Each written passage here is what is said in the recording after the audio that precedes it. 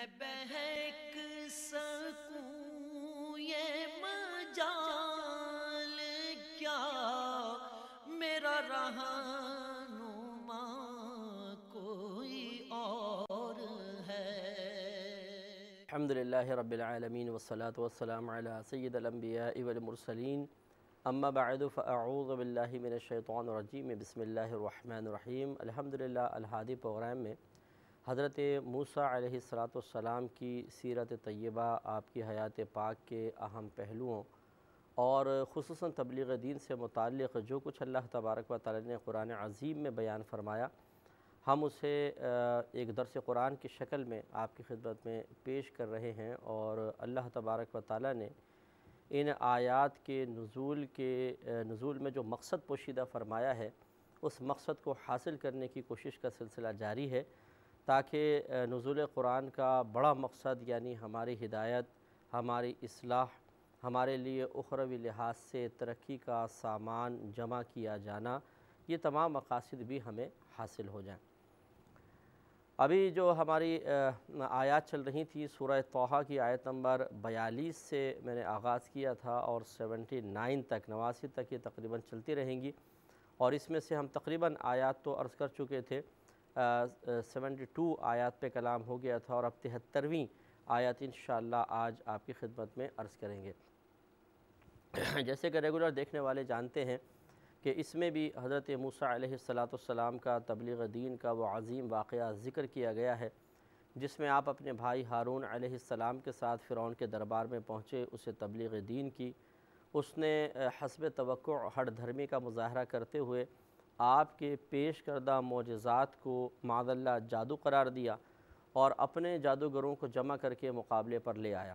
حضرت موسیٰ علیہ السلام نے بعطائے الہی ان جادوگروں کے جادو کے جواب میں اللہ تعالیٰ کے حکم سے عصا مبارکہ پھینکا، جو ایک بڑا اژدہا بن گیا، اور ان کے تمام جو جادو سے بنے ہوئے رسیوں کے سانپ تھے، جو حقیقتاً شعبدہ بازی تھی اور نظر بندی تھی، ان سب کو ختم کر دیا۔ اس سے جادوگروں کو یقین ہو گیا کہ موسیٰ علیہ السلام معاذ اللہ کو جادوگر نہیں ہیں، بلکہ ان کے پاس وہ قوت ہے جو یقیناً صرف رب کی عطا کردہ ہی ہو سکتی ہے، اور یہ ایک لمحے کا غور و تفکر اور مثبت غور و تفکر ان کی ہدایت کا سبب بن گیا، اور وہ فوراً ایمان لے آئے، اور وہ فرعون کے جو ذرا سی اپنی نافرمانی پر سیخ پا ہو کر لوگوں کو جلا دیا کرتا تھا، سولی پہ چڑھا دیا کرتا تھا، اور اس نے ایسے قید خانے بنائے ہوئے تھے جو زیر زمین تھے، اور اس میں جس شخص کو بند کر دیا جاتا تھا پھر نہ کوئی اس کو دیکھ سکتا تھا، نہ وہ کسی کی آواز سن سکتا تھا، نہ خود یہ شخص کسی کو دیکھ سکتا تھا، اور اس طرح قید تنہائی میں ایڑیاں رگڑ رگڑ کر وہ مر جایا کرتا تھا۔ ان تمام سزاؤں کو یہ جادوگر ایک طویل عرصے سے دیکھ رہے تھے، لیکن اس کے باوجود جب حق ان کے سامنے آیا، اللہ تبارک و تعالیٰ کی رحمت نے انہیں اپنی آغوش میں لیا اور ان کے لیے ہدایت کے راستے کو آسان کر دیا گیا، تو خود اپنے قدرت و اختیار کو استعمال کرتے ہوئے لیکن رحمت الہی کی چھاؤں میں انہوں نے فوراً مذہب کو ایکسیپٹ کیا، ایمان کو قبول کر لیا، اور یہ دائمی سعادت حاصل کر لی کہ اب یہ انشاءاللہ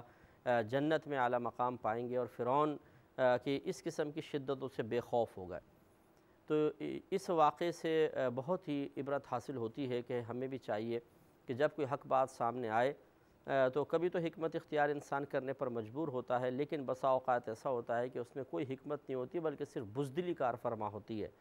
اور یا خود غرضی ہوتی ہے، بے حسی ہوتی ہے، جس کی بنا پر ہم حق کا ساتھ نہیں دیتے ہیں اور پیچھے ہٹ جاتے ہیں۔ یہ تمام چیزیں غلط ہیں۔ ہاں، اپنی جان اور مال جانے کا خوف ہو، عزت کے زوال کا خوف ہو، اس وجہ سے انسان حق کو قبول نہ کرے وقتی طور پر،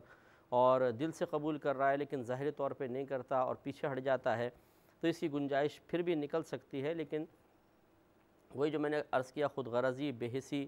اپنے ذاتی مفادات نہ ہونے کی وجہ سے دین کی مدد نہ کرنا یا حق کو قبول نہ کرنا، یہ سب غلط چیزیں ہوتی ہیں۔ تو ان واقعات پر غور کر کے ہمیں بھی اپنی عملی زندگی کو کچھ بہتر سے بہتر بنانے کی کوشش کرنی چاہیے۔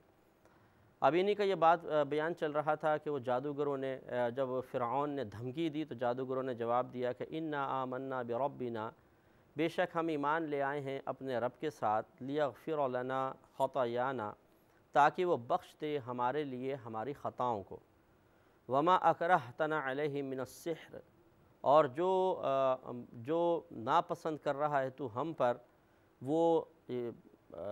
جادو نہیں، یعنی نہیں ناپسند کیا ہم نے اس پر کسی جادو کو،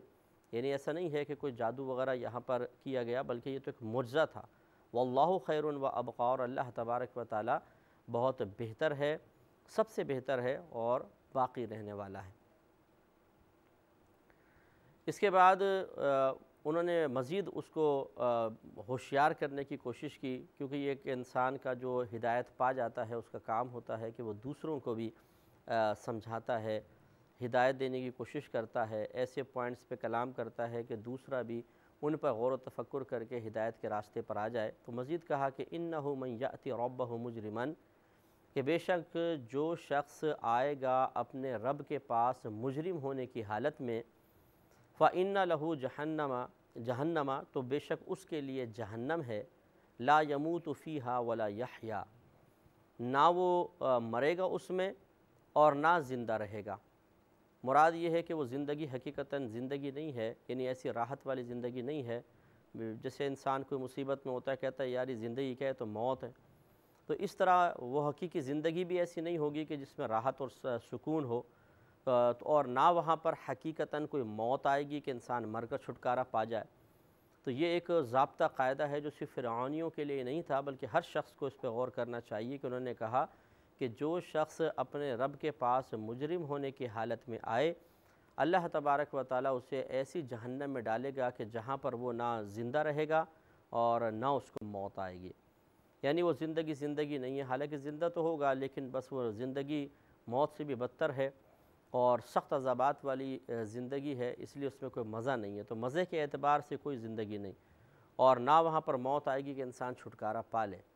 تو ہر گناہگار کو ذرا غور و تفکر کرنا چاہیے کہ آج تو ہم دیدہ دلیری کے ساتھ بہت سے گناہ کر لیتے ہیں، اور فقط گناہوں کی لذت پر نگاہ رکھ کر اللہ تبارک و تعالیٰ کی گرفت کو فراموش کر دیتے ہیں، لیکن کل بروز قیامت کیا ہوگا؟ اگر اللہ تبارک و تعالیٰ ناراض ہوا تو پھر ایک ایک گناہ کے مزہ جس سے ہم نے دنیا میں بڑی راحت اور سکون حاصل کیا، اور ہم کہا کرتے تھے جی وقت بڑا اچھا پاس ہو گیا، آج تو بڑا مزہ آیا اس گناہ کرنے میں، تو وہ تمام جو مزے ہیں وہ سخت عذاب کی شکل میں بدل جائیں گے، اور وہاں پر انسان ایک نئے مزے کا مزہ چکھے گا جس مزے کے اندر کوئی مزہ نہیں ہوگا، اور وہاں جا کر دنیا کے تمام مزوں کو بھول جائے گا۔ اس لیے کوشش یہ کرنی چاہیے کہ آج اللہ تبارک و تعالیٰ کی اطاعت کریں، دین پر چلنے میں، اطاعت الہی اختیار کرنے میں یقیناً مشقتیں ہیں، یقیناً تکلیفیں ہیں، یقیناً پریشانیاں سے کون انکار کر سکتا ہے کہ جب انسان اپنی نفسانی خواہشات کو دباتا ہے، قربان کرتا ہے، ہزارہا مزوں کو صرف اللہ کی رضا کی خاطر ترک کر دیتا ہے، تو کیا اللہ تعالیٰ اس کو ویسے ہی چھوڑ دے گا؟ تو اس لیے دنیا کے اندر اگر انسان تھوڑا سا غور و تفکر کرے تو عقل بھی اس کو قبول کرتی ہے کہ اگر ایک پلیٹ میں آپ کو حلوہ دیا جائے مثال کے طور پہ، اور اس میں آپ کے سامنے کسی نے زہر ملا دیا ہو،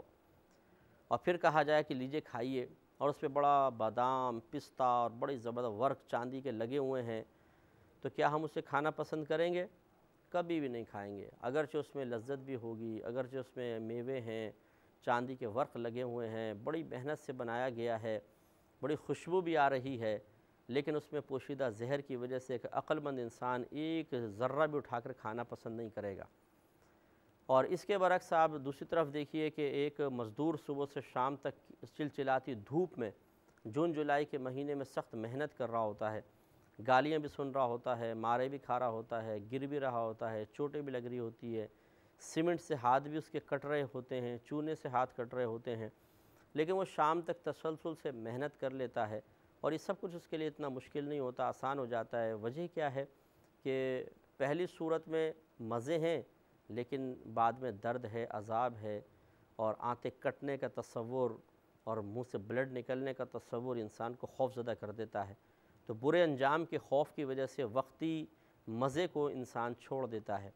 اور اسی طرح ایک بڑے انعام کے ملنے کے لالچ میں انسان وقتی مشقت کو برداشت بھی کر لیتا ہے۔ جب دنیا کے اندر یہی دو تقسیمیں کار فرما ہیں تو پھر ہم اخروی لحاظ سے اس کے لیے ذہن کیوں نہیں تیار کر لیتے کہ جس طرح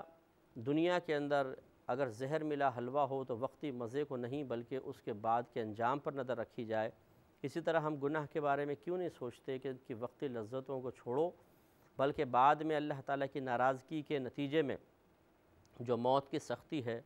عذابات قبر ہیں، میدان محشر کی ذلت و رسوائی ہے، اور پھر اگر جہنم میں چلے گئے تو وہاں پر سخت عذاب ہے، وہ پیش نظر رکھے جائیں۔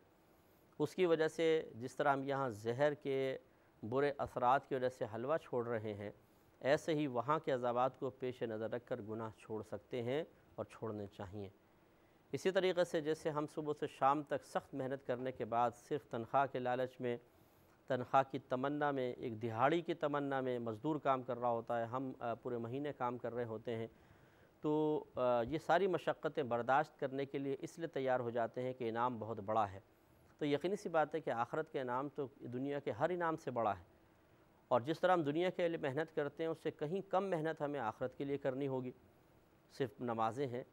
روزہ ہے، حج فرض ہو گیا، حج ہے، زکوٰۃ ادا کرنی ہے، گناہوں سے بچنا ہے، اتنا بڑا محنت مشقت والا کام نہیں ہے۔ تو جب دنیا کے اندر ہم سارا دن کی، بلکہ پورے مہینے کی، بلکہ پوری زندگی کی مشقت صرف تھوڑے سے فائدوں کے لیے برداشت کرنے کے لیے ذہنی طور پر تیار ہیں، تو آخرت کے لیے کیا مشکل ہے؟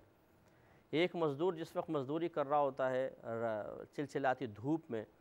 تو اس وقت وہ کتنی اپنی خواہشات قربان کر رہا ہوتا ہے، دوستوں سے دور، ماں باپ سے دور، بیوی بچوں سے دور، پکنک پوائنٹس سے دور، راحت اور آرام سے دور، کر لیتا ہے نا برداشت۔ اسی طریقے سے آخرت کے لیے اگر ہم ان تمام چیزوں کو تھوڑا تھوڑا اس میں سے حصہ لیں کہ کچھ دیر کے لیے اللہ کے لیے اپنی اولاد سے دور، ماں باپ سے دور، اپنے گھر والوں سے دوری اختیار کر لیں، کچھ علم دین سیکھنے کے سلسلے میں، نیک اعمال کرنے کے سلسلے میں اپنی نفسانی خواہشات کو قربان کر دیں، تو کوئی بڑی بات نہیں ہے۔ اور پھر اس کے انعام کیا ملے گا؟ دیکھیے آگے انہوں نے کہا کہ وَمَن يَأْتِهِ مُؤْمِنًا، اور جو شخص اللہ تبارک و تعالیٰ کے پاس ایمان کی حالت میں آیا، قَدْ عَمِلَ الصَّالِحَاتِ، اس حال میں کہ اس نے نیک عمل بھی کیے ہوں، فَأُولَٰئِكَ لَهُمُ الدَّرَجَاتُ الْعُلَىٰ، تو یہی وہ لوگ ہیں کہ ان کے لیے بلند درجات ہیں۔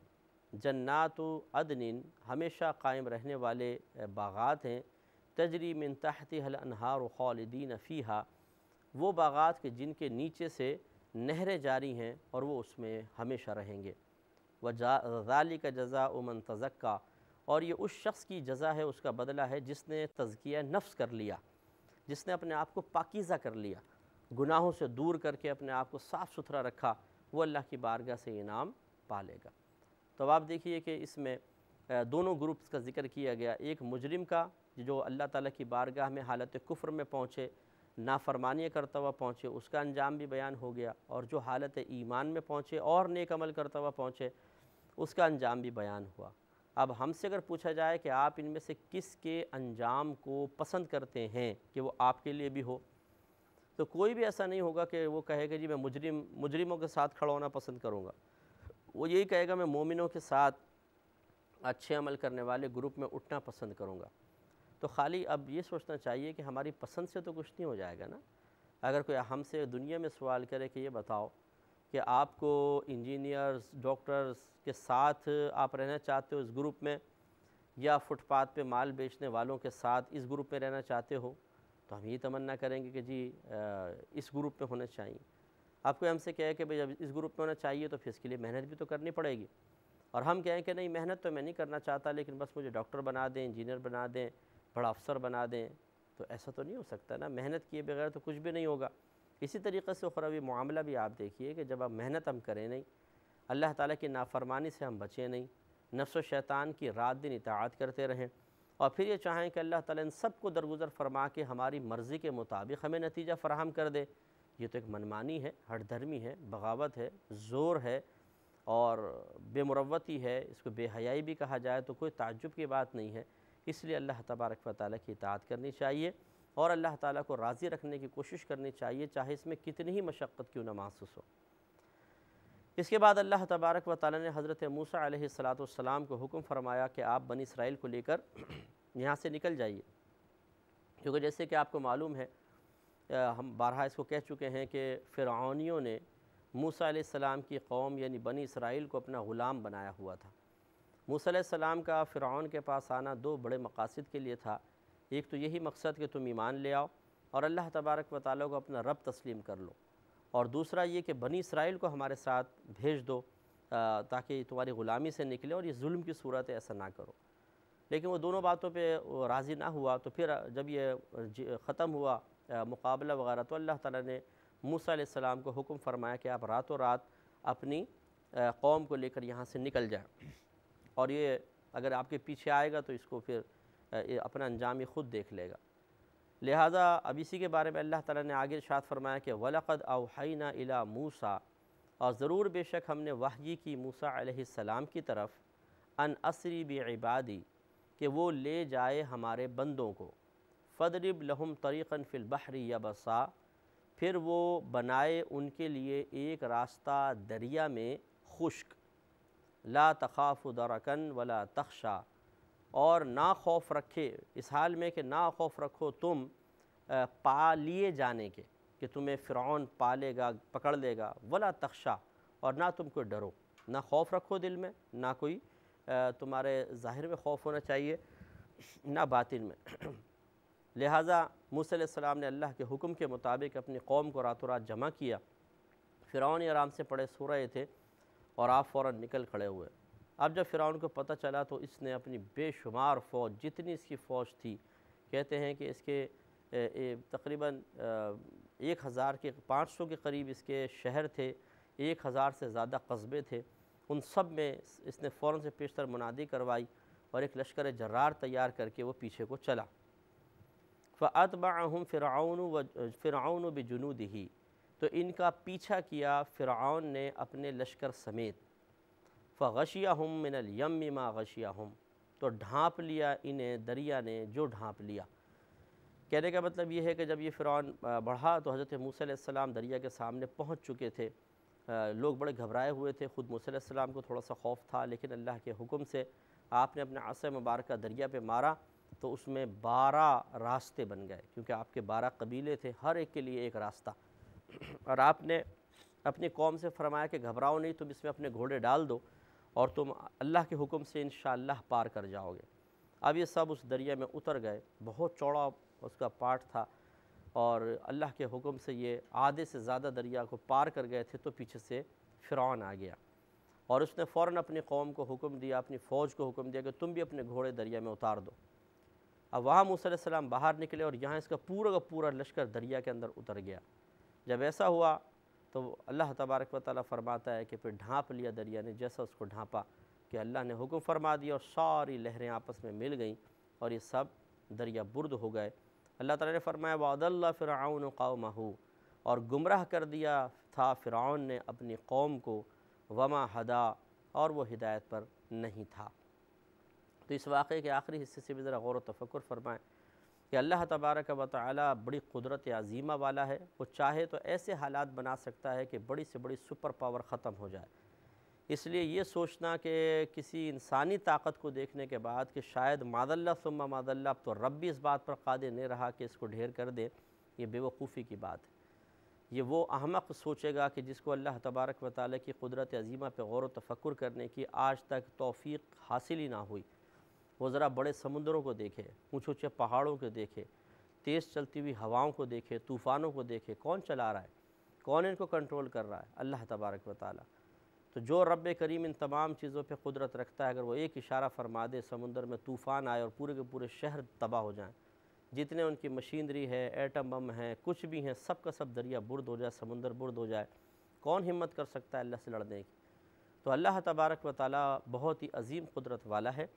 وہ جب چاہتا ہے کسی کو بھی دنیا میں جو بڑا طاقتور بنا پھرتا ہے اسے 2 منٹ میں زیر کر سکتا ہے۔ اس لیے 2 یہاں پر معاملات ہیں۔ نمبر 1 یہ 2 اہم باتیں ہیں۔ ایک یہ کہ اللہ تبارک و تعالیٰ پر کامل بھروسہ اس انداز سے رکھیں کہ دل میں مایوسی پیدا نہ ہونے پائے، کسی بھی دشمن اسلام سے ایسا نہ ڈر جائیں کہ اس کے طاقت کو دیکھ کر، اس کے سپر پاور ہونے کو دیکھ کر اللہ تبارک و تعالیٰ سے ہی بدگمان ہو جائیں، یہ بالکل غلط ہے۔ دوسرا یہ کہ ہاتھ پہ ہاتھ رکھ کر بھی نہ بیٹھیں، یہ بھی نہیں کہ جی ہاں اللہ ہمارا بڑی قدرت والا ہے، ہمیں یقین اللہ تعالیٰ ہی کچھ کرے گا بس۔ ٹھیک ہے، اللہ تعالیٰ تو سب کچھ کرنے پہ قدرت رکھتا ہے، لیکن اللہ تعالیٰ نے ہمیں اس بات کا مکلف بنایا ہے کہ ہم اپنے مذہب اسلام کی حفاظت کی خاطر کچھ نہ کچھ عملی قدم ضرور اٹھائیں۔ تو سائنسی ایجادات پر محنت کرنا، اپنے ملک کی مضبوطی کے لیے کوشش کرنا، اپنے لیے کوشش کرنا، اس میں شریعت نے منع نہیں کیا، کوشش ضرور ہونی چاہیے۔ اور اس سے بھی معلوم ہوا کہ اللہ تبارک و تعالی بہت سے بندوں کو قدرت و اختیار اس طرح کے دے دیتا ہے کہ وہ چاہیں تو لوگوں کی ہدایت کا سبب بن جائیں اور چاہیں تو گمراہ کر دیں۔ اب ہمیں سوچنا ہے کہ ہمیں کس گروپ میں ہونا چاہیے۔ اللہ تبارک و تعالی میں عمل کی توفیق عطا فرمائے، آمین۔ وآخر دعوانا ان الحمدللہ رب العالمین۔ میرا رہنما کوئی اور ہے، میں بہک سکوں یہ مجال کیا، میرا رہنما